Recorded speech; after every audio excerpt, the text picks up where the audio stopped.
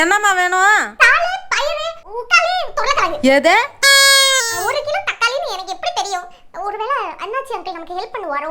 But நம்ம எடுத்து போட்டு போய் எப்படினாலும் கூடையில. என்ன எல்லார்கிட்டயும் கூட இருக்கு, என்கிட்ட மட்டும் கூடையே இல்ல. எக்ஸ்ட்ரா கூடையே இல்லையா? ஐயோ, இது வேற கேட்கணுமா நானு? ஐயோ. மிளகாயா? மிளகுயா? ஹூவா ஹாயா? ஐயோ கன்ஃபியூஷன் ஆச்சே. மிளகா, மிளகா, மிளகாய். ஹை, வேயிங் மிஷின்லாம் கரெக்ட்டா சூப்பரா இருக்கே.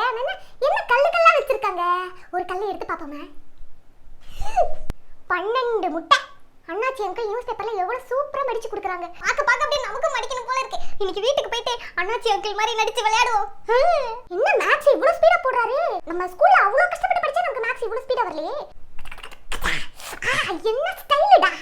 அந்த காது பின்னாடி எப்படிதான் அந்த பேனா அப்படியே சொல்லி அப்படியே எப்படி அப்படியே பேலன்ஸா நிக்குது.